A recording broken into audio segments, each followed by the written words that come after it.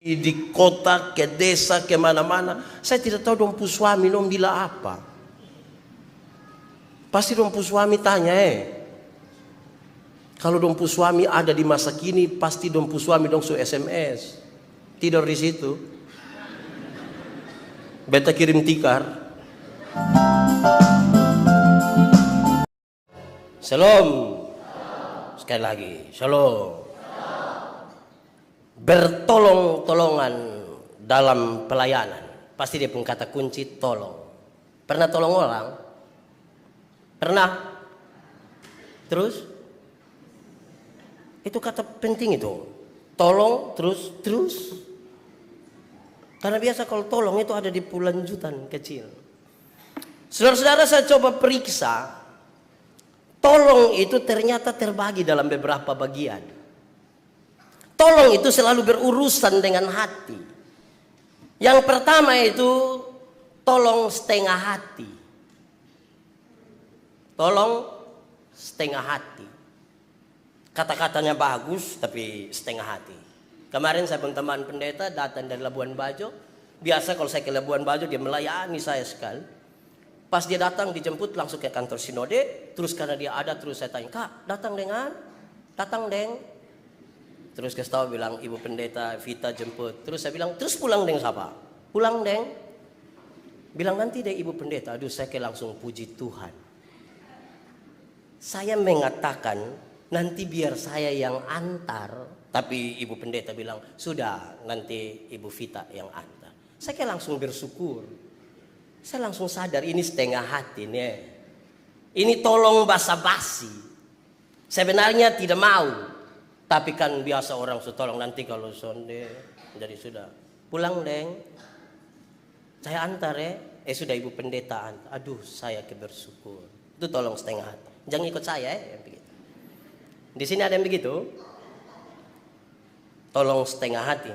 Tolong setengah hati itu biasa tidak mau repot. Tidak mau capek. Dan tidak mau rugi.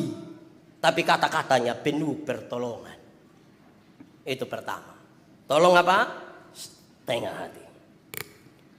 Yang kedua, tolong makan hati. Dari tadi tolong setengah hati. Yang kedua tolong apa? Makan hati. Pakai bahasa Kupang ini tolong disebut tolong deng taceke. Tolong deng taceke. Kenapa tolong taceke itu ada? Karena hubungan yang buruk. Menjengkelkan. Itu orang kewi. Jadi karena harus bilang tolong atau melakukan sesuatu ya sudah tolong. Itu kayak biasa orang ada sibuk-sibuk di toko kok ada urus terima ini. Orang datang belanja ini pendeta main pitrusin pendeta main pitrus pintu.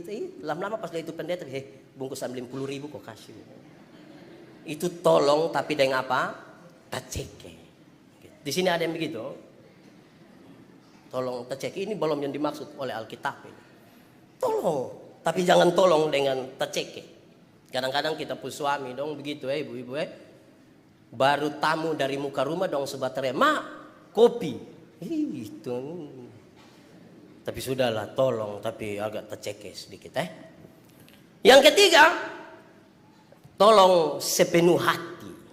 Itu tolong dengan sepenuh hati. Ini tolong sebagai bukti iman. Bahwa karena Tuhan menolong saya harus menolong orang. Bahwa kalau saya ingin ditolong, saya juga harus menolong. Karena itu saya melakukan tolongan ini dengan hati yang tulus. Sepenuh hati. Tapi ada yang keempat juga. Tolong dalam hati. Ini tolong diam-diam sah. Atau pakai bahasa lain, tidak tolong. Hanya dalam hati sah. Sudah kita doakan. Pokoknya ada susah kita doakan Tuhan pasti. Itu tolong dalam hati. Itu sebenarnya tidak tolong. Kalau terpaksa dia harus tolong sekalipun, itu dia pun kisah pertolongan itu dari abad ke abad tidak pernah terlupakan. Dia akan bercerita kepada semua orang soal pertolongannya yang dahsyat itu. Pada itu tolong, yang perlu ditolong itu pasti dia, bukan orang lain. Ini 4 tolong yang saya pikirkan buat kita semua. 1, tolong setengah hati. Yang kedua, tolong dengan makan hati. Yang ketiga, tolong dengan sepenuh hati. Yang keempat, tolong dalam hati saja. Dalam hati saja. Kira-kira begitu. Yang kita akan bahas hari ini adalah tolong dengan sepenuh hati. Apalagi ini di dalam pelayanan. Teks ini disampaikan kepada kita untuk tiap-tiap orang mengalami fungsi dan perannya dalam pelayanan. Pembacaan tadi dimulai dari perikop yang biasa, yaitu perempuan-perempuan yang melayani Yesus. Dan saya ajak kita untuk merenungkan 3 bagian besar dari teks ini untuk memahami tema yang hari ini disampaikan oleh Majelis Sinode buat kita semua berkaitan dengan bertolong-tolongan dalam melayani. Perempuan-perempuan yang melayani Yesus. 1, saudara, ini sebuah kesempatan yang berbeda. Saya sebut ini sebagai sebuah kesempatan yang berbeda karena kalau kita lihat pada pembacaan minggu lalu, murid-murid diutus, tetapi disuruh tidak boleh bawa apa-apa. Jalan saja, pergi dengan iman, kamu akan menikmati bagaimana Tuhan menolong. Itu minggu lalu, kesempatan jalan dalam iman, tidak usah bawa apa-apa. Kamu pergi saja dalam percaya. Tapi kali ini kesempatan yang berbeda ditawarkan kepada banyak orang lain. Teristimewa perempuan-perempuan itu. Berilah dengan iman. Kalau tadi jalanlah dengan iman, minggu lalu jalanlah dengan iman. Hari ini berilah dengan iman. Tolonglah dengan iman. Berikan saja. Jangan takut. Berikan saja. Harus ada iman. Kekhawatiran begitu besar untuk mengambil sesuatu dari diri kita, persembahkan sesuatu bagi orang lain atau bagi Tuhan. Tetapi beri saja. Beriman sedikit. Kenapa hal ini menjadi penekanan paling pertama dalam pemberitaan ini? Mari kita baca di Matius pasal 25 ayat 34 sampai ayat yang ke-40. Berilah dengan iman. Jangan takut. Saya suka teks ini. Saya ingin bacakan untuk kita. Matius pasal 25 ayat 34 sampai ayat yang ke-40. Dan raja itu akan berkata kepada mereka yang di sebelah kanannya, marilah hai kamu yang diberkati oleh Bapakku, terimalah kerajaan yang telah disediakan bagimu sejak dunia dijadikan. Sebab ketika aku lapar, kamu memberi aku makan. Ketika aku haus, kamu memberi aku minum. Ketika aku seorang asing, kamu memberi aku tumpangan. Ketika aku telanjang, kamu memberi aku pakaian. Ketika aku sakit, kamu melawat aku. Ketika aku di dalam penjara, kamu mengunjungi aku. Maka orang-orang benar itu akan menjawab dia, katanya, Tuhan, bila manakah kami melihat engkau lapar dan kami memberi engkau makan, atau haus dan kami memberi engkau minum? Bila manakah kami melihat engkau sebagai orang asing dan kami memberi engkau tumpangan, atau telanjang dan kami memberi engkau pakaian? Bila manakah kami melihat engkau sakit atau dalam penjara dan kami mengunjungi engkau? Dan raja itu akan menjawab mereka, aku berkata kepadamu, sesungguhnya segala sesuatu yang kamu lakukan untuk salah seorang dari saudaraku yang paling hina ini, kamu telah melakukannya untuk aku. Jelas itu ayat Tolong saja. Berikanlah dengan iman. Tidak usah takut. Dengan sepenuh hati.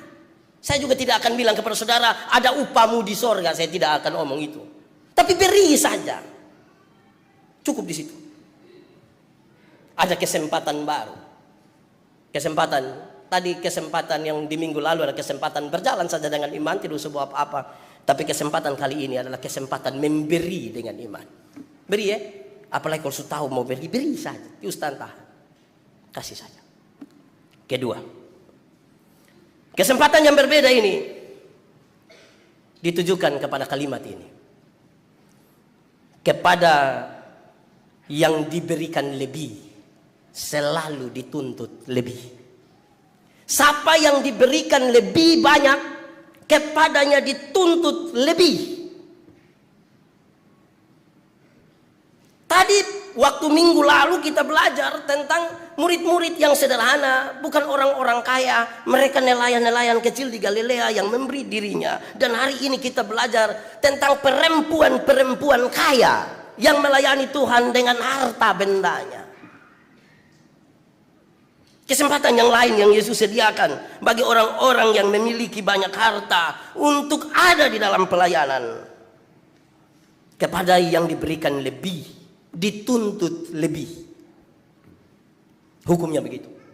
Sab suruh mau dapat banyak, kasih juga banyak. Jangan ke Simon Petrus.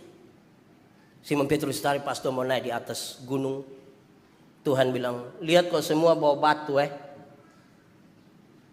Ini naik gunung tengah hari baru bawa batu. Simon Petrus bawa batu kecil satu. Sampai di atas Tuhan Yesus tanya, semua sudah bawa batu? Sudah. Cokas tunjuk. Simon Petrus pun paling kecil. Terus Yesus bilang, saya akan rubah ini batu jadi roti. Ternyata Simon Petrus pun paling kecil. Dia kecewa betul. Saat pas mau jalan Tuhan Yesus bilang, ingat kau bawa batu. Simon Petrus bawa yang paling besar. Besar kayak insalon. Jalan setengah mati. Naik sampai atas dia tunggu-tunggu kapan Tuhan mau tanya. Ternyata sampai waktu Tuhan tanya. Mana itu batu dong? Waktu kasih tunjuk Simon Petrus punya paling besar. Terus Yesus bilang, sebesar itulah dosamu. Tadi waktu belum ada rubah batu jadi roti bawa begini. Tapi setelah tahu nanti bisa jadi roti, langsung ke taruh besar tahu jadi roti. Memang itu agak sedikit rakus itu. Serakah itu. Makanya Tuhan bilang, sebesar itulah dosa. Tapi saya kira di sini tidak ada yang ke Simon Petrus. Semua memberi dari hati yang tulus. Kepada kamu yang diberikan lebih, dituntut juga yang lebih. Pasti lebih sedikit. Tidak usah iri hati kalau orang kasih lebih. Tidak usah iri hati. Mau lebih, taruh tambah lebih lagi di situ. Selesai itu. Ketiga, saudara-saudara, kesempatan yang berbeda ini ditujukan juga untuk membuka sebuah ruang yang berbeda, khususnya bagi perempuan-perempuan. Kenapa? Perempuan-perempuan di zaman waktu itu, di zaman mereka, istilah yang paling baik ditujukan kepada perempuan, mereka pakai istilah ini. Perempuan ialah manusia yang berharga sama dengan binatang. Perempuan ialah manusia yang berharga binatang. Kelasnya di bawah. Mereka tidak boleh ada ruang apa-apa. Mereka tidak boleh mengajar dan berkhotbah di muka umum. Tidak boleh. Karena mereka kelas terlalu di bawah. Sekarang Yesus memberikan ruang yang berbeda kepada perempuan ini.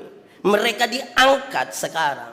Diberikan kesempatan untuk memberikan apa saja. Apa saja yang ada pada diri mereka diberikan kesempatan untuk bisa melayani bersama-sama dengan Tuhan. Kalau ternyata sistemnya begitu kuat untuk melawan mereka, ada ruang yang lain. Ruang itu adalah, saudara bayangkan, betapa ada begitu banyak orang berjalan bersama-sama dengan Yesus. Yesus dengan murid 113. Tambah itu perempuan-perempuan, dan akhir dari teks tadi mengatakan, dan banyak perempuan lain. Ada banyak orang. Dan ini perempuan dong harus siap makan, melayani setiap waktu. Jalan ikut Yesus di kota, ke desa, ke mana-mana. Saya tidak tahu dong pu suami dong bila apa. Pasti dong pu suami tanya Kalau dong pu suami ada di masa kini, pasti dong pu suami dong su SMS. Tidur di situ. Beta kirim tikar. Lurus pelayanan, urus. Ini perempuan-perempuan ikut Yesus terus. Pertanyaannya, di manakah suami mereka? Hanya dua kemungkinan. Hanya dua kemungkinan. Kemungkinan yang pertama, suami mereka ikut dalam perjalanan itu. Berjalan bersama-sama di situ. Tapi kemungkinan yang kedua adalah, dong seurus beres dong suami. Dong selesaikan. Atau mungkin juga yang ketiga, suami tidak ada lah sumati. Tapi saya ingin mengatakan dong selesaikan. Pelayanan bersama Tuhan itu harus dimulai dari rumah. Selesaikan dulu dengan suami. Karena nanti jalan bersama Yesus muncul banyak pertanyaan sekali. Saya bayangkan orang akan mengatakan, ini perempuan dong. Tidak urus suami dong, urus Yesus. Sedikit-sedikit Yesus, sedikit-sedikit Yesus. Tidak gampang. Akan menerima segala macam hal. Dan karena itu sekarang Yesus memberi ruang. Tetapi ketika tantangan itu ada, jangan takut. Jangan takut.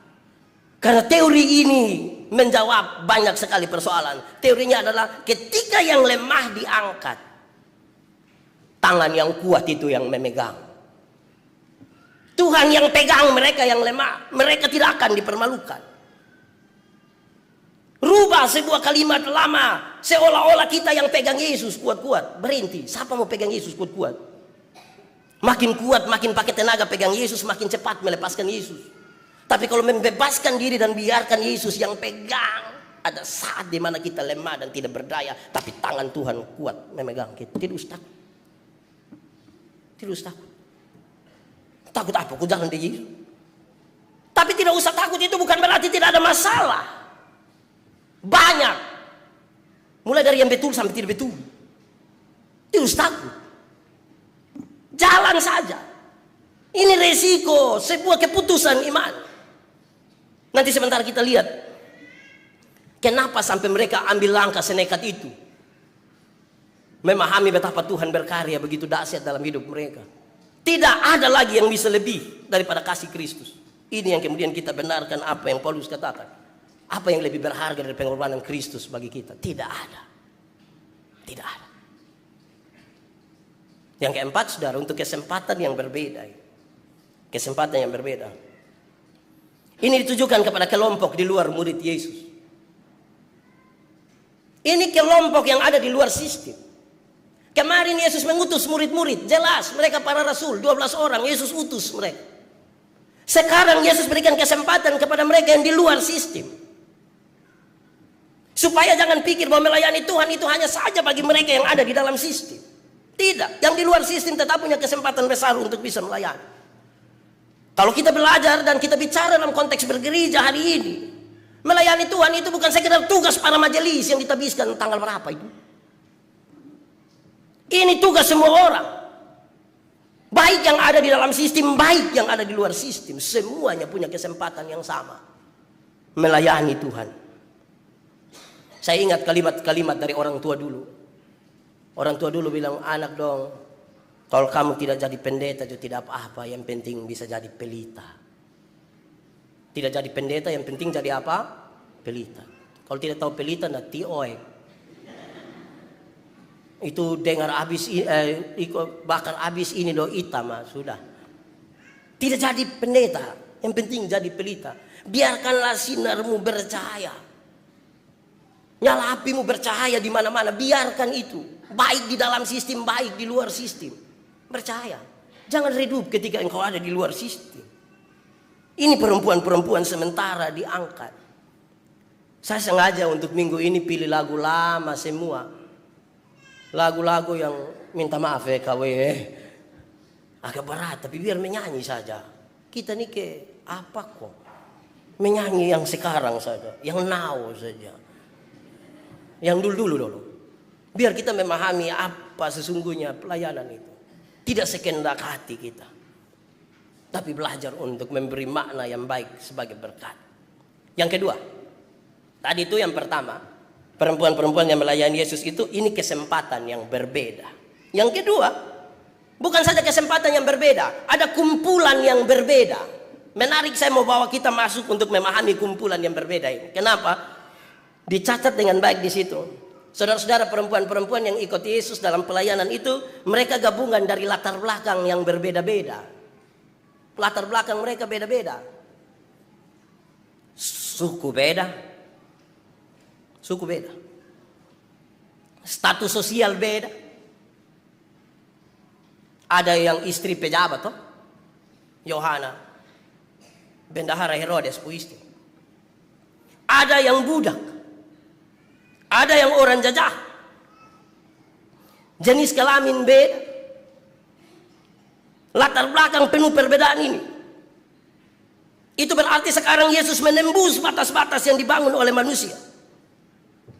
Yesus berhasil menembus kelas-kelas sosial yang dibangun oleh manusia dan membuat semua orang dalam kelas-kelas sosial yang berbeda itu untuk silakan jadi berkat. Yesus melawan sesuatu yang hanya dibatasi oleh kelas sosial. Yesus lawan. Masuk ke suku yang berbeda, kepada status sosial yang berbeda. Masuk semuanya. Kenapa? Berjemaat itu tidak berarti yang penting terikat. Tidak sama dengan yang penting terikat. Ame kucing dan anjing kau ikat dan 20 ekor, yang penting kamu duduk sama-sama di situ. Begitu. Tidak yang penting seragam. Satu pakai biru, semua bangun pakai biru semua. Bukan itu. Berjemaat itu tidak sekedar bulat satu suara. Satu bilang sol, sama-sama bilang sol. Satu bilang dengan sol. Separuh bilang dengan sol. Berjemaat bukan begitu. Berjemaat itu adalah sebuah kerjasama di dalam satu tubuh. Tubuh itu disebut tubuh Kristus. Kepalanya ialah Yesus Kristus, kepala gereja. Semua orang dalam kasih karunia, talenta, berkat yang berbeda-beda itu semuanya berkumpul di situ. Berkumpul untuk melayani. Tidak berkumpul untuk saling membangun penilaian satu dan yang lain. Berkumpul untuk sama-sama melayani. Kenapa mereka harus berkumpul di situ? Karena mereka tahu sekarang bahwa sebagai anggota-anggota dari satu tubuh, mereka harus melakukan sesuatu bagi tubuh ini. Saya kira kalau kita kumpul sama-sama, kalau kita memberi terjemahan metafora tubuh ini, kan kalau mandi bukan perut gosok perut sendiri toh. Tangan yang gosok. Tidak mungkin perut gosok perut atau dia pilih apa kok. Tidak bisa. Yang berbeda-beda, bertolong-tolong. Kalau begitu saudara-saudara, maka hal ini harus menjadi penting bagi saya dan saudara. Dalam Tuhan itu menembus segala macam martabat manusia. Apalagi yang sekedar dibangun oleh manusia. Kan Tuhan bekerja lebih besar dari itu. Saudara bayangkan kalau dulu keselamatan itu karena datangnya dari Yahudi, terus dia hanya menetap saja bagi orang Yahudi. Kita di mana? Kita tidak ada arti. Tapi dia menembus ruang dan waktu. Dia panggil ruang satu orang jadi satu bangsa, dari satu bangsa jadi seluruh dunia, termasuk saya dan saudara. Dan karena itu harus berani menembus batas. Tidak bisa tidak. Bahkan kepada kaum yang paling lemah sekalipun. Karena tidak ada di dunia ini yang Tuhan kasih dia kosong, sahol, saat tidak ada apa-apa, kosong, kok tidak ada. Semuanya punya isi. Dan itu isi dipakai untuk kemuliaan Tuhan. Yang ketiga saudara-saudara, yang kedua dari kumpulan yang berbeda, penjelasan tentang nama-nama wanita itu separuh jelas, separuh tidak jelas. Ada yang nama Maria dari Magdala itu, maka disebut Magdalena. Dia disembuhkan dari 7 roh jahat. 7 roh jahat. 7 roh jahat itu ngiri ya. Kita pukawan saya hanya ada 1 roh jahat di depo otak saya, kita supusi. Ini 7. Bayangkan itu. Itu yang sembuhkan dia.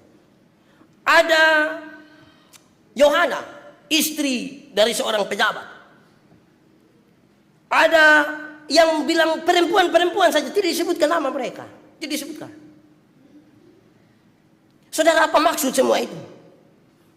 Ada yang baru saja pertama kali melayani. Ada yang berulang-ulang melayani. Ada yang kelihatan. Ada yang tidak kelihatan. Ada yang terkenal. Ada yang tidak terkenal. Semuanya bisa bersama-sama melayani Tuhan. Kesimpulannya sederhana. Ternyata di hadapan Tuhan itu tidak ada kelas ekonomi kok, kelas VIP Di rumah sakit yang ada begitu.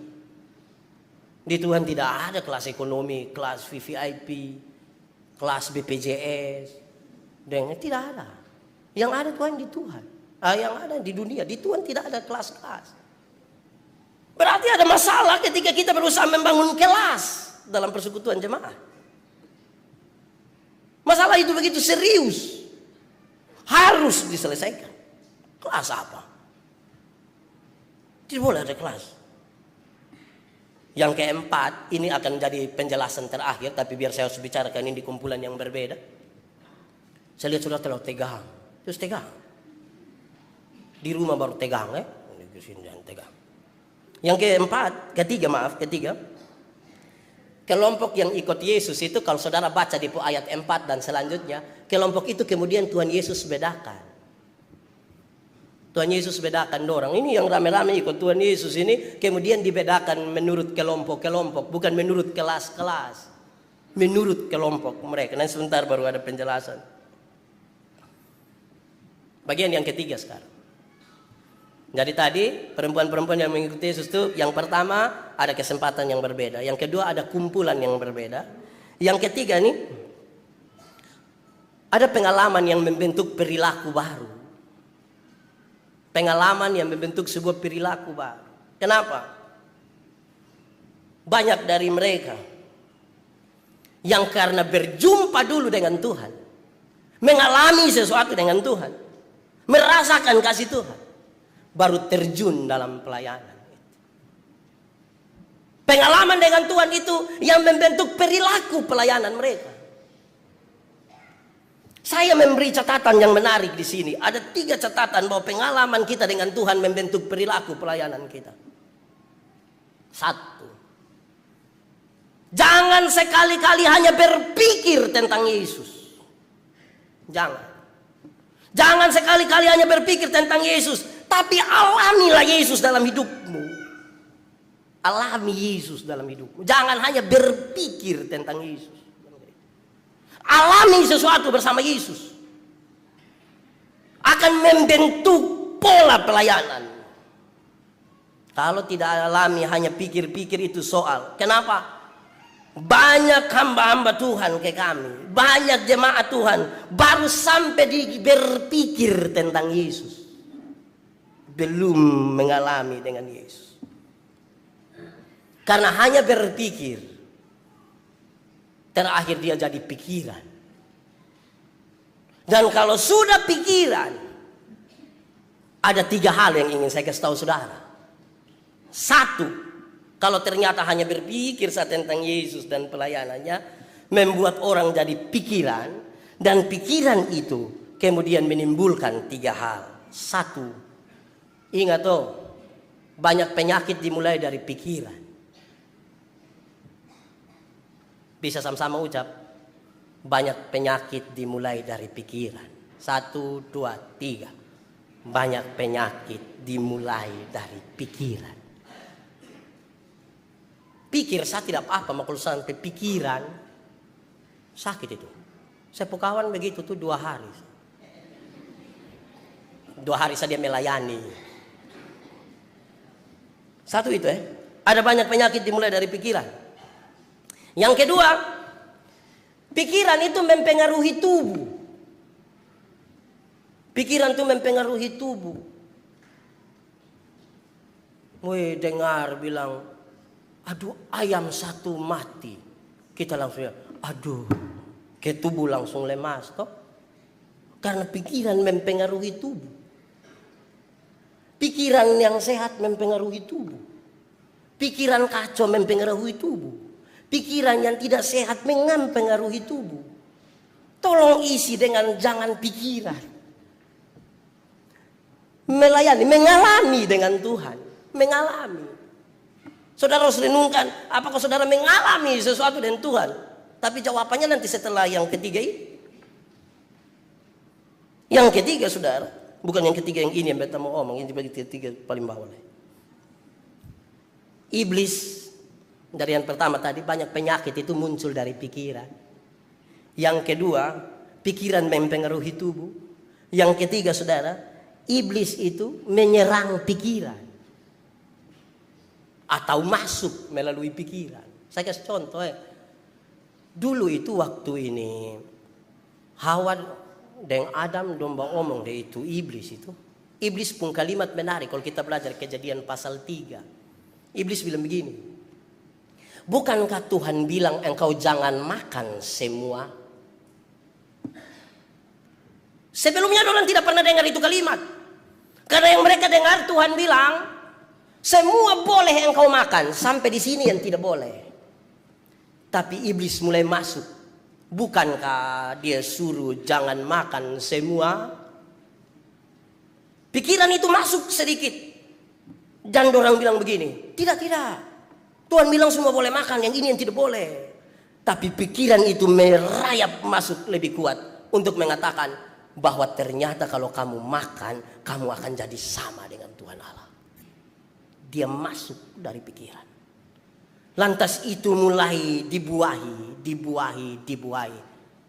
Mereka mengambil buah yang dilarang itu. Ingat, jangan hanya berpikir tentang Tuhan dan pelayanannya. Mengalami sesuatu dengan Tuhan. Ambil waktu, buka diri, alami. Pak Pendeta, saya tidak alami apa-apa dengan Tuhan. Omong kosong. Tuhan bekerja, bukan tidak bekerja. Jangan hanya berpikir. Ada masalah di situ. Itu bagian pertama. Bagian yang kedua, pengalaman yang membentuk perilaku pelayanan. Bagian yang kedua, saudara. Yesus tolong ini ibu-ibu dong dengan mujizat. Sembuh, segala macam. Dan ibu-ibu dong tidak perlu bikin mujizat kasih Yesus. Don cukup berkontribusi dalam pelayanan. Ini ibu-ibu dong tidak usah buat mujizat lagi, karena yang buat mujizat Yesus. Ibu-ibu dong cukup saja dengan berkontribusi bagi pelayanan. Saudara lihat, pengalaman mereka dengan Yesus itulah pengalaman yang tidak bisa dijawab oleh manusia apapun. Siapapun. Kerasukan setan, manusia siapa bisa usir? Siapa bisa menyelesaikan itu persoalan? Tidak ada toh? Hanya dengan Tuhan. Pengalaman bersama Yesus yang disebut mujizat itu yang membuat mereka kemudian berkontribusi bagi pelayanan. Ini menjadi penting. Kenapa? Haruslah perubahan itu dimulai lebih duluan, baru berkontribusi bagi pelayanan. Berarti nanti saya coba jalan dulu baru. Pengalaman dengan Yesus itu yang membuat orang kemudian mulai berkontribusi bagi pelayanan. Sekarang tolong renungkan hal ini. Apa kontribusimu bagi pelayanan? Apa yang engkau sumbangkan bagi pelayanan? Apa yang kau berikan bagi Tuhan dalam pelayanan? Pikirkan itu. Renungkan baik-baik. Tapi teori di atas dia lupa. Tuhan seduluan tolong mereka. Baru mereka berkontribusi bagi pelayanan. Ketiga. Ini kalimat biasa saja. Ingat tuh, Tuhan lebih duluan bekerja, bukan kita lebih duluan bekerja. Tuhan lebih duluan, bukan kita. Jangan sesat. Sesat kalau kita berpikir kita lebih duluan bekerja dari Tuhan. Sesat besar itu. Tuhan lebih duluan bekerja. Dan karena dia bekerja itu, kita sekarang berespon karena kita mendapatkan sesuatu yang Tuhan sudah duluan kerjakan. Kenapa kemudian ini jadi tekanan? Sebab kalau kita lebih duluan bekerja dari Tuhan, Tuhan di belakang kita, kita akan menghitung-hitung segala sesuatu yang kita kerjakan bagi Tuhan. Padahal tidak pantas untuk dihitung. Kita tidak akan pantas untuk itu. Siapakah kita di hadapan Tuhan Allah? Tidak, kita bukan siapa-siapa toh. Atau ada yang protes? Bukan siapa-siapa. Kalau di hari Tuhan mau ambil kita, siapa? Mau marah Tuhan. Tuhan sudah lebih duluan, dia menguasai segala. Oke. So habis itu saudara jangan tegang, saya sedih kalau lihat saudara tegang. Kita kembali ke tadi, orang banyak dibedakan oleh Yesus. Ini khotbah lama, tapi karena teori ini pas dengan ini, saya harus bicara ulang. Kita takut setan atau setan takut kita, Boleh jawab sudah. Kita takut setan atau setan takut kita? Atau kita dan setan bakas takut? Ini kali kita kasih takut setan, besok setan kasih takut kita, terus kita begini. Yesus membedakan kelompok yang mengikut Yesus dalam 4 bagian. 1, tanah yang di pinggir jalan. Ada kelompok di tanah yang di pinggir jalan. Kedua, tanah yang berbatu-batu. Yang ketiga, tanah yang penuh dengan semak duri. Yang keempat, tanah yang baik. Mau jadi tanah yang mana? Mau jadi tanah yang mana? Baik. Diam sah. Yang sama saudara marah saya ini. Marah juga tidak apa. Kerinduan kita jadi tanah yang baik. Itu rindu. Tapi apakah segala rindu jadi kenyataan? Belum tentu. Kita rindu saja di tanah yang baik, tapi belum sampai. Bayangkan bertahun-tahun percaya Tuhan, tapi untuk menjadi tanah yang baik saja kita sekarang masih pikir, ayo kita jadi kok tidak. Bahkan ada orang yang tidak tahu dia tanah apa. Tanah di pinggir jalan juga bukan dia. Yang berbatu-batu juga bukan dia. Yang penuh semak duri juga bukan dia. Tanah yang baik juga bukan dia. Kayak mungkin itu tanah sengketa itu dia. Tanah bakal ibunya. Saudara-saudara, kenapa kemudian ini menjadi penting? Karena ternyata yang ikut Tuhan banyak-banyak ini yang katanya berkontribusi bagi Tuhan. Tuhan Yesus secara detail bagi-bagi dia pun kelompok untuk masing-masing sadar dia di kelompok mana. Karena beraktivitas rohani belum tentu beriman. Beraktivitas rohani belum tentu beriman. Saya ingat satu anak kecil jual bensin di Soe, dia sama-sama dengan ada orang dari agama sebelah. Terus ini anak kecil yang orang Kristen ini setiap keluar masuk dia hanya menyanyi, Yesus cinta saya, Yesus sayang saya, hari Minggu berjumpa pula. Yesus cinta saya, Yesus rindu saya, hari Minggu berjumpa pula. Akhirnya paman pu anak ikut menyanyi, Yesus cinta saya, Yesus rindu saya, hari Minggu berjumpa pula. Kan dia anak ulang begitu, bab tua mah. Oh dia pikir pasti ada yang salah. Maka paman pu anak ulang, Yesus cinta saya, Yesus rindu saya, hari Jumat berjumpa pula. Mengatakan sesuatu secara rohani belum tentu beriman. Itu yang buat Yesus mulai kelompokan. Kelompok yang pertama adalah benih yang jatuh di pinggir jalan. Penjelasannya menarik. Benih yang jatuh di pinggir jalan adalah orang yang mendengar firman itu tapi tidak mengerti. Datanglah si jahat merampas yang ditaburkan dalam hati orang itu. Teorinya ialah percaya Tuhan juga butuh pakai otak.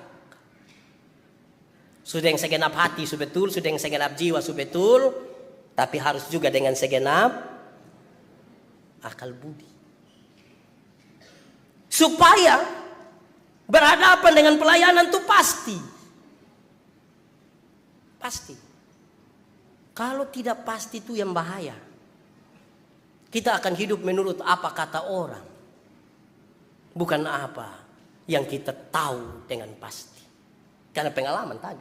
Berdasarkan pengalaman itu kita berjalan bersama Tuhan. Saya omong di mana-mana, kita ini memang kadang-kadang percaya Tuhan tidak pakai otak. Segenap hati, segenap jiwa tapi tidak pakai otak. Kenapa? Kita saya contoh sederhana toh.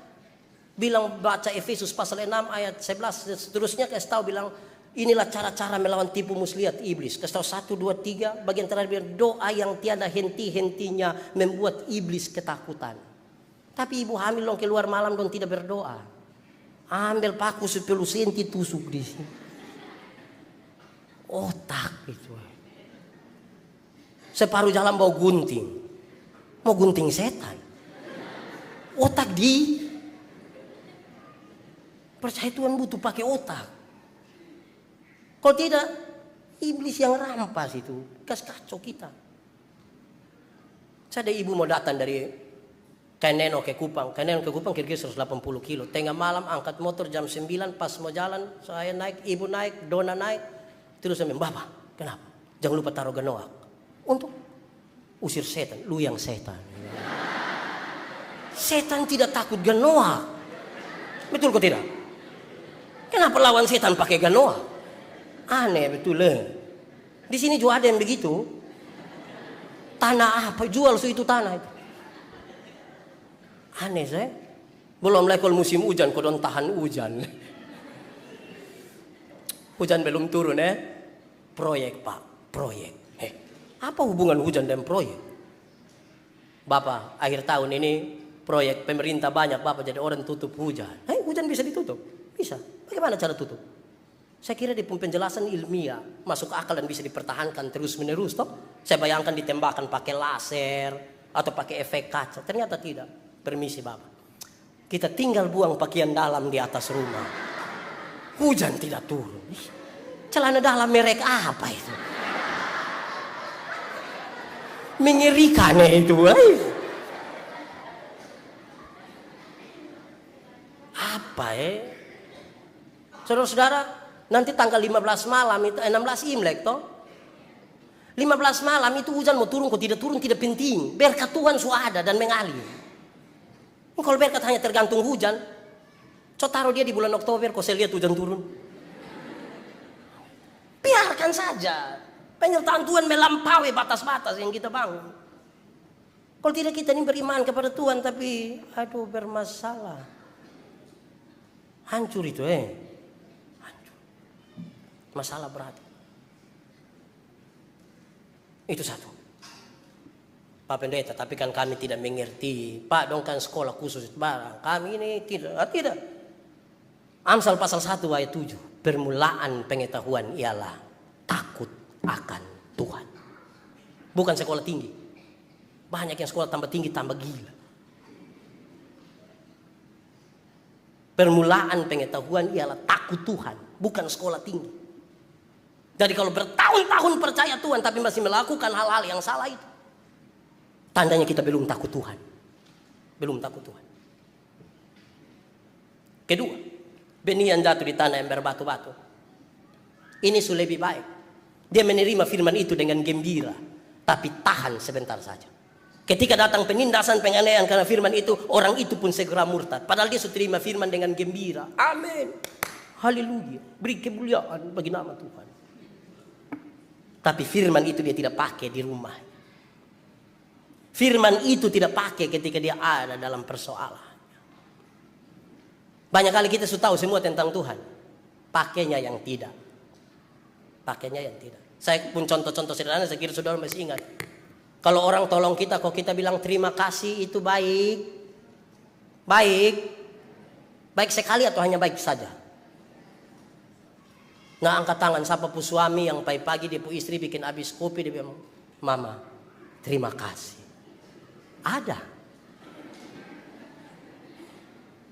Ini suami dong, ibu bikin kopi, bikin makan pagi dong tidak terima kasih.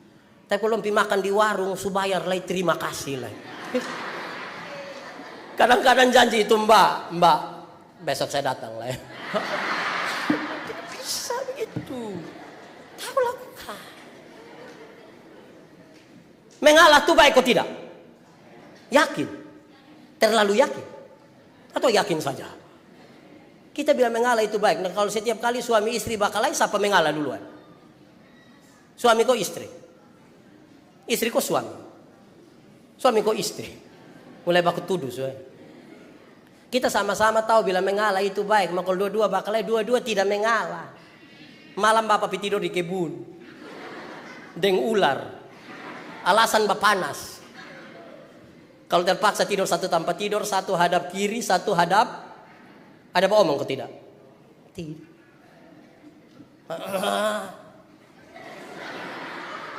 Bepu kawan begitu tuh 2 hari. Tidak beromong. Kalau sampai beromong itu dentat cek. Bangun pagi bikin kopi tapi tidak piantar. Panggil anak kecil baru bilang, lo piantar kasih papa.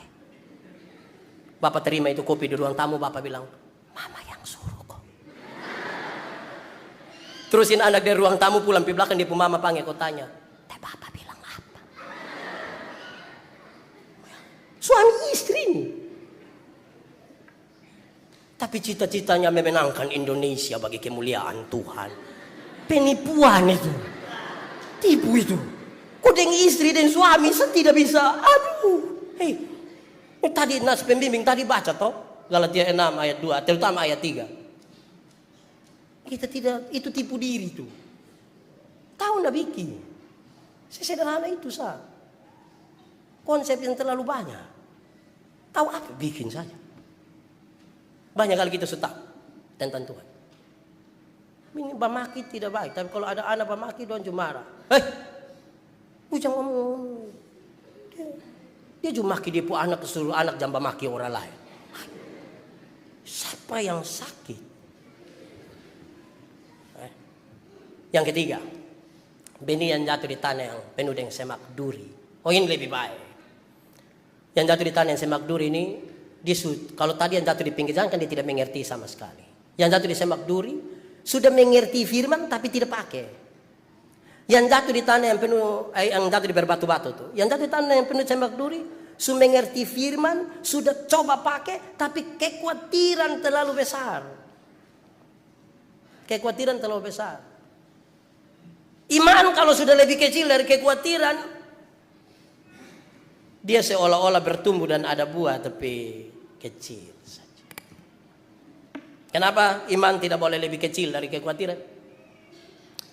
Karena iman yang lebih kecil dari kekhawatiran akan membuat orang hidup menurut apa yang orang lain katakan dan bukan apa yang Tuhan katakan. Akan hidup menurut apa yang manusia katakan. Kenapa begitu? Satu bapak dan dia anak beli kuda di pasar. Dan dua senang-senang lewat satu kampung jalan tarik-tarikin kuda baru. Orang kampung yang lihat bilang, itu bapak dan dia anak pembodoh. Kenapa? Kok ada kuda madun dua jalan kaki? Oh betul Bapak-bapak naik, saya jalan kaki. Sampai kampung sebelah orang-orang kampung bilang, itu bapak itu tidak ada hati betul. Kenapa? Bisa dia duduk dengan enak-enak di kuda baru dia pun anak yang jalan kaki. Oh betul anak lu naik, bapak yang jalan kaki. Sampai kampung sebelah orang kampung yang lihat bilang, itu anak tidak tahu diri. Kenapa? Kok bisa dia yang naik enak-enak di kuda baru suruh dia pun orang tua yang jalan kaki. Betul. Bapak, kita dua naik sama-sama. Waktu dua naik sama-sama yang kuda sampai kampung sebelah orang kampung bilang, itu bapak anak tuh dua-dua pun perasaan sumati. Kenapa? Kok kuda su capek begitu, dua-dua masih naik kok kasih beratin kuda. Oh betul bapak, kuda su terlalu capek, lebih kita dua turun kok pikul sayang kuda.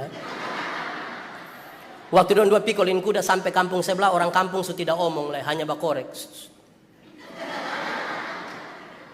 Hidup hanya ikut apa yang orang lain pikirkan dan tidak ikut apa yang Tuhan pikir. Kan terlalu khawatir.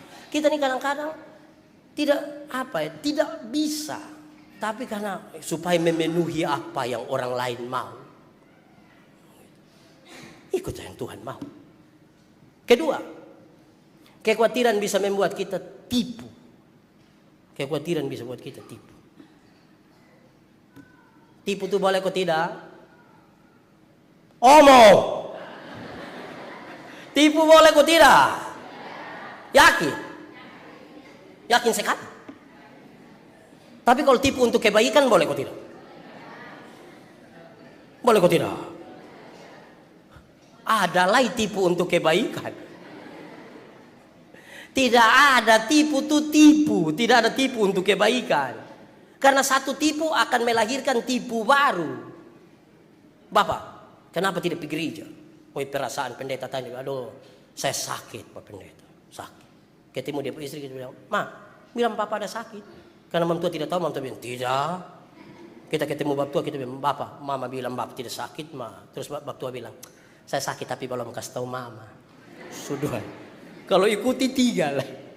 Satu tipu melahirkan tipu baru. Tapi saya kira di sini jujur Yang kedua, Alkitab bilang, bapak dari segala penipu ialah iblis. Jadi pada saat kita tipu, kita pun bapak pun nama. Coba angkat tangan yang dia pun bapak pun nama begitu. Tidak ada Saya pernah cerita saudara. Ada satu kepala desa dia pun anak satu umur 1,5 tahun. Ini anak ini setiap kali dia mau kencing dia minta tolong dia pun bapak yang kasih kencing. Tapi dia pun bapak perasaan masa kok saya pejabat di desa baru anak kecil suruh. Dia ajar dia pun anak. Adi. Kalau Adi mau kencing, Adi kasih tau bilang Adi mau menyanyi Itu jurus berhasil. Setiap kali staff dong ada di pembapa, anak mau kencing dia datang dia bilang, papa, ya Adi mau menyanyi. Dia pembapa sengaja taputar keluar kencing di tanah selesai. Satu saat dia pembapa mama tugas di Jakarta, titipin anak di depo om dong. Tengah malam anak mau kencing dia kasih bangun depo om, ya Adi mau menyanyi. Depo om karena tidak tahu depo om bilang, jangan ini sudah tengah malam. Wah ini anak pikir bahaya, ini anak bilang om, ya Adi mau menyanyi. Dia mau om yang tidur sudah bayi di sebelah nanti marah tidur.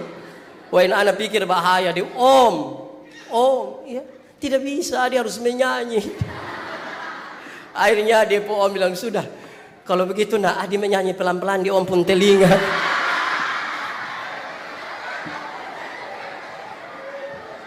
Ini anak bangun dia kencing di depo om pun telinga. Sekarang saya tanya, siapa yang salah? Siapa yang salah? Om kok bapak? Bapak kok om? Om kok bapak? Kenapa bapak yang salah? Karena kencing bilang? Jangan hanya karena kekhawatiranmu yang kau tipu. Benar harus katakan, salah katakan, ya katakan, tidak katakan, kencing katakan, menyanyi katakan. Berani yang kau rubah sedikit, kasihan itu om pun telinga. Mempertanggungjawabkan. Ketiga, kekhawatiran itu bisa membuat kita lupa janji Tuhan. Kekhawatiran bisa buat kita apa? Lupa janji Tuhan. Janjimu seperti fajar pagi hari yang tiada pernah terlambat bersinar. Berarti janji Tuhan ya dan amin kok, betul? Yakin? Berilah 1/10 dari hasil pertamamu dan ujilah aku. Lihatlah, bejana pemerahanmu akan berlimpah-limpah dengan buah anggur. Betul itu janji Tuhan? Percaya? Sulakukan? Kekhawatiran bisa buat kita gagal. Kalau 10.000 perpuluhan berapa? Pasti kasih toh. 1.000. Tuhan kasih naik 100.000 perpuluhan berapa? Masih kasih? Kasih kok 10.000 kacang-kacang itu. Tuhan kasih naik 1 juta perpuluhan. Masih kasih? Kasih kok hanya 1 lembar, bila perlu dipegang di ujung. Tuhan kasih naik lagi 10 juta perpuluhan. Perpuluhan berapa? Masih kasih? Masih kasih? Kenapa mulai beda pendapat? Makin besar kan makin khawatir toh. Ambil 1 juta di tangan kiri, 9 juta di tangan kanan, dilihat ulang-ulang, lihat 2-3 kali terus dia bilang, Tuhan cuma mengerti.